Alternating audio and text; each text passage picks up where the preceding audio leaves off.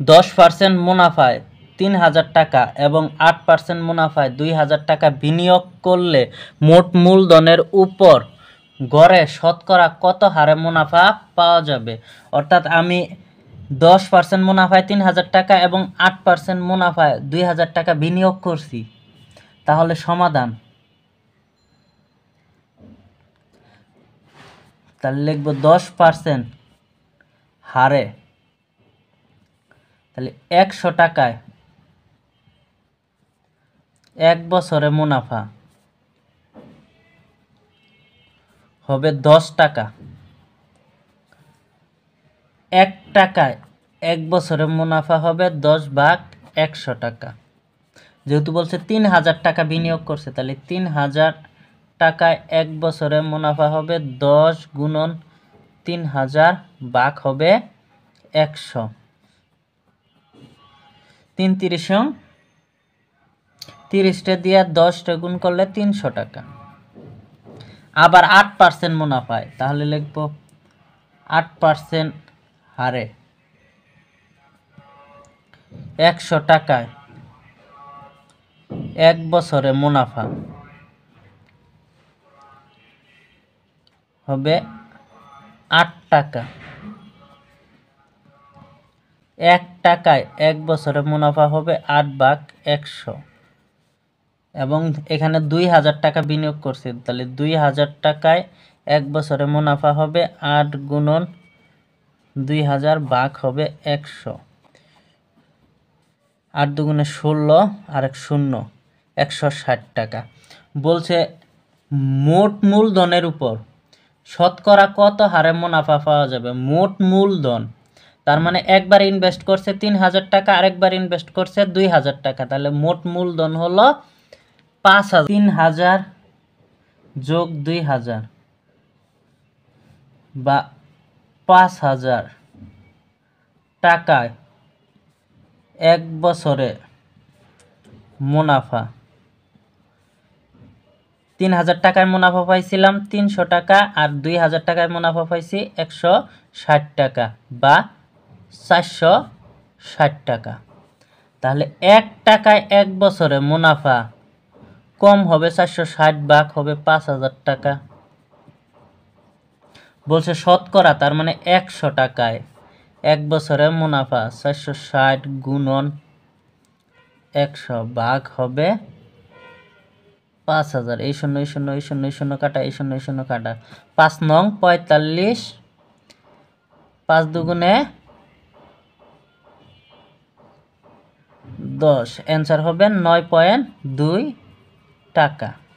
আশা করি সবাই বুঝতে পারছো। 8% সরল মুনাফায় 6000 টাকা বিনিয়োগে 5 বছরে যে মুনাফা হয়, কোনো সরল হারে বিনিয়োগে 10,000 টাকায় 3 বছরে ওই মুনাফা হবে। অর্থাৎ 8% সরল মুনাফায় 6000 টাকায় আমরা যে 5 বছরে যে মুনাফাটা পাবো, 10,000 টাকা বিনিয়োগ করলে 3 বছরে সেই মুনাফাটা পাবো। প্রথমে তাহলে আমরা 6000 টাকায় 5 বছরে মুনাফাটা বের করব, তার মানে 8% হারে, তাহলে 100 টাকায় 1 বছরে মুনাফা 8 টাকা। তাহলে 1 টাকায় 1 বছরে মুনাফা হবে 8 ভাগ 100 টাকা। 6000 টাকায় তাহলে 5 বছরে, 6000 টাকায় 5 বছরে মুনাফা অবভিয়াসলি বেশি হবে, তার মানে উপরে 5 গুণন 6000 টাকা ভাগ হবে 100। এই শূন্য এই শূন্য এই শূন্য এই শূন্য কাটা,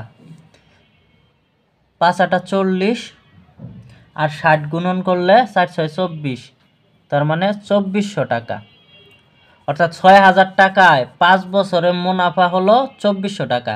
যেহেতু বলছে 6000 টাকায় 5 বছরে যে মুনাফা পায়, 10,000 টাকায় 3 বছরে সেই মুনাফা পায়, তার মানে এখন আমরা লিখতে পারি অতএব 10,000 টাকায় 3 বছরে মুনাফা 2400 টাকা। কারণ 6,000 টাকায় 5 বছরে যে মুনাফা হবে 10,000 টাকায় 3 বছরে সেই মুনাফা, যেহেতু 6,000 টাকায় 5 বছরে মুনাফা হয়েছে 2400 টাকা, সুতরাং 10,000 টাকায় 3 বছরে মুনাফা হবে 2400 টাকা। অতএব 1 টাকায় 1 বছরের মুনাফা, 1 টাকায় 1 বছরের মুনাফা কমে যাবে, কমে গেলে নিচে 10,000 গুণন 3 হবে টাকা। অতএব 100 টাকায় 1 বছরের মুনাফা 2400 গুণন 100 ভাগ হবে 10,000 গুণন 3। এখন এই শূন্য এই শূন্য এই শূন্য এই শূন্য কাটা, এই শূন্য এই শূন্য এই শূন্য এই শূন্য কাটা, 3 আটা 24 সমান সমান হবে 8 টাকা। অ্যান্সার হবে 8 টাকা।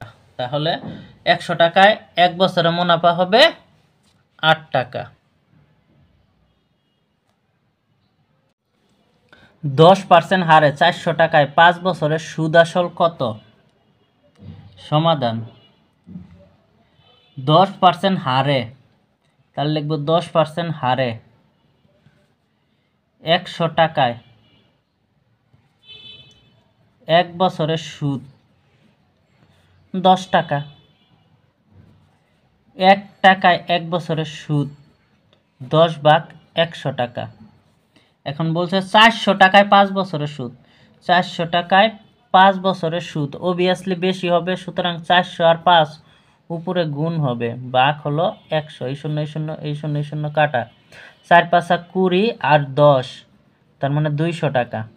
এখন 400 টাকায় 5 বছরের সুদ হলো 200 টাকা, আর মূলধন হলো 400 টাকা। বলছে সুদ আসল কত? অতএব আমরা জানি সুদ আসল মানে কি? সুদ যোগ আসল।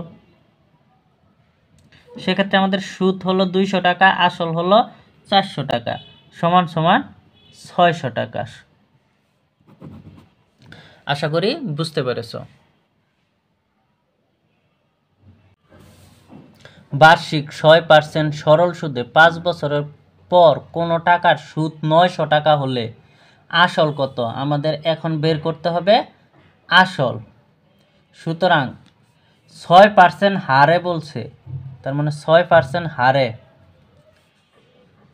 100 টাকায় 1 বছরের সুদ 6 টাকা। তাহলে 100 টাকায় 5 বছরে বলছে, 5 বছরে সুদ হবে 6 গুণন 5 টাকা সমান সমান হলো 30 টাকা। তাহলে 30 টাকা সুদ হলে আসল কত টাকা? তাহলে লিখব 30 টাকা সুদ হলে আসল 100 টাকা। 1 টাকা সুদ হলে আসল 100 ভাগ 30 টাকা। 900 টাকা সুদ হলে আসল হবে 100 গুণন 900 ভাগ হবে 30, 0 0 কাটা, 3 3 90, অর্থাৎ 3000 টাকা। এটাই অ্যান্সার, এটা হলো আসল। এই অঙ্কটা আমরা বিকল্প পদ্ধতিতেও করতে পারি, শর্টকাট পদ্ধতি আর কি। বিকল্প চাইছে আসল, আমরা জানি আই সমান সমান পি আর এন, তাহলে পি সমান সমান কি হবে? আই গুণন 100 ভাগ হবে আর এন। এখানে আই মানে ইন্টারেস্ট।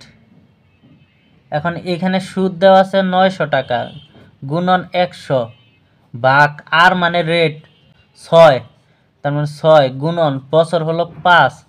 তাহলে এখন আমরা এটা 900 গুণন 100 ভাগ হলো 5 6 30, এই শূন্য এই শূন্য কাটা, 3 3 90, 30 আর 100 গুণ করলে 3000 টাকা। এইভাবেও আমরা করতে পারি, যে কোনো একভাবে করলেই হবে। কোনো মূলধন 4 বছরের সুদে মূলে 600 টাকা এবং 6 বছরের সুদে মূলে 700 টাকা হলে মূলধন কত? আমাদের মূলধন বা আসল টাকাটা বের করতে হবে। তাহলে আসল যোগ 6 বছরের সুদ মিলা হলো 700 টাকা।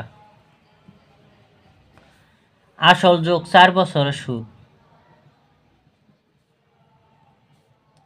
সমান সমান হলো 600 টাকা। বিয়োগ করলে আসল আসল কাটা, তাহলে 2 বছরে সুদ 100 টাকা। তাহলে 1 বছরের সুদ হবে 100/2 সমান সমান হবে 50 টাকা। আমাদের দেওয়া আছে 4 বছরের সুদ, অতএব তাহলে লিখবো 4 বছরের সুদ 50 × 4 সমান সমান হলো 200 টাকা। তাহলে 4 বছরের সুদে আসলে বা সুদে মূল্যে যেহেতু 600 টাকা, সুদ যদি 200 টাকা হয়, মূলধন বা আসল সমান সমান আমরা কি লিখতে পারি? সুদ আসল মাইনাস হলো সুদ। এখানে সুদ আসল 600, সুদ হলো 200 4 বছরে, তার মানে আসল হবে 400 টাকা। আশা করি সবাই বুঝতে পেরেছো।